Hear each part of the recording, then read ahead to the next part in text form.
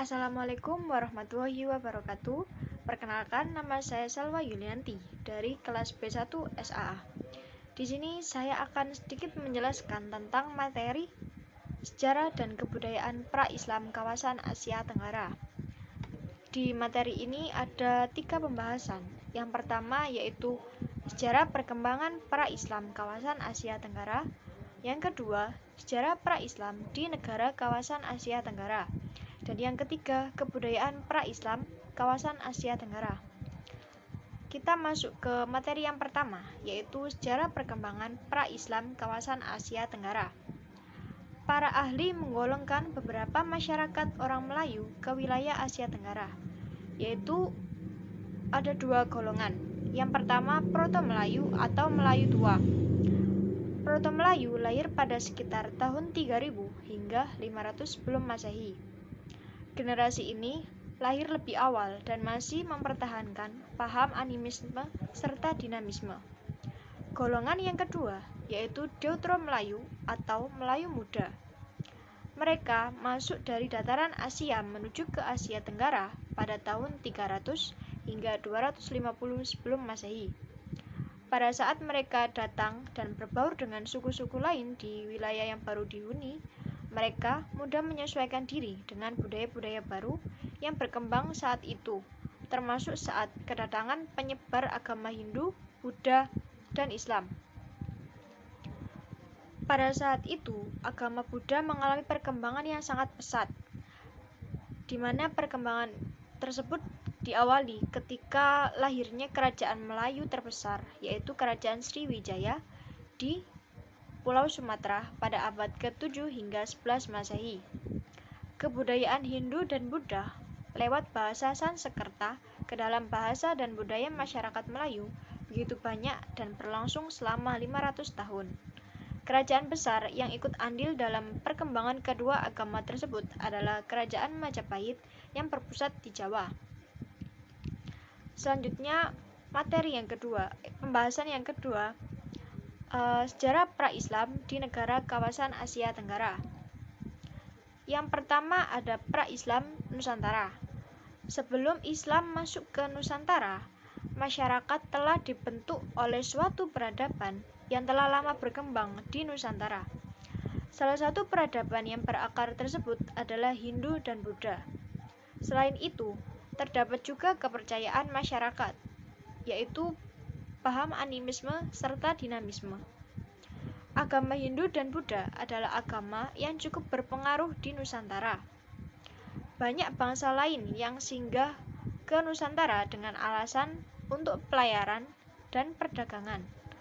Hal ini juga menjadi bagian penting bahwa penyebaran Islam ke Nusantara melalui jalur perdagangan.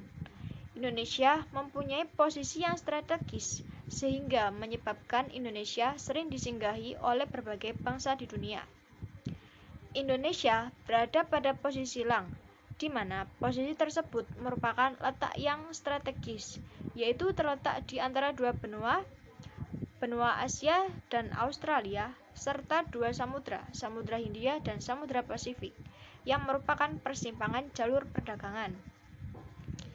Yang kedua ada pra-Islam di negara Malaysia.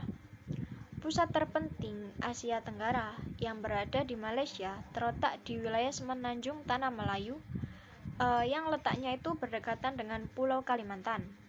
Islam merupakan agama resmi di Malaysia. Cabang utama ajaran Islam di Malaysia adalah bermazhab Syafi'i. Pada abad ke-14, Islam masuk ke Malaysia melalui para pedagang dari Arab, Persia, Gujarat, dan Malabar. Dalam bidang politik pemerintahan, konsepsi dan pemikiran politik di Malaysia dipengaruhi oleh ajaran Al-Quran, sehingga tradisi politik Melayu yang berbasis Hindu-Buddha sebelum kedatangan Islam telah digantikan oleh ide-ide yang dipahami oleh Al-Quran dan sumber-sumber sah Islam lainnya. Selanjutnya ada pra-Islam di Singapura. Dalam perjalanan sebuah sejarah, dahulu negara Singapura mempunyai peran penting dalam menyebarkan agama Islam di kawasan Asia Tenggara, di mana Posisi strategis yang merupakan nilai lebih bagi negara Singapura itu menjadikan negara Singapura menjadi tempat transit bagi perdagangan dari berbagai kawasan pada sisi lain. Selain itu, sebagai tempat transit perdagangan yang letaknya sangat strategis ini juga telah memungkinkan pusat perdagangan dan informasi dalam menyebarkan agama Islam. Negara Singapura terletak di sebelah barat dan utara yang berbatasan dengan Selat Johor atau Malaysia, kemudian di sebelah timur dan selatan berbatasan dengan Selat Singapura atau Indonesia. Sejak abad ke-15, pedagang Muslim di Singapura menjadi unsur pertimbangan wilayah timur, tidak terkecuali dengan negara Singapura itu sendiri. Beberapa pedagang menetap di negara Singapura dan menjalin perkawinan antara penduduk setempat atau pribumi, sehingga semakin lama mereka membentuk suatu komunitas tersendiri di negara tersebut.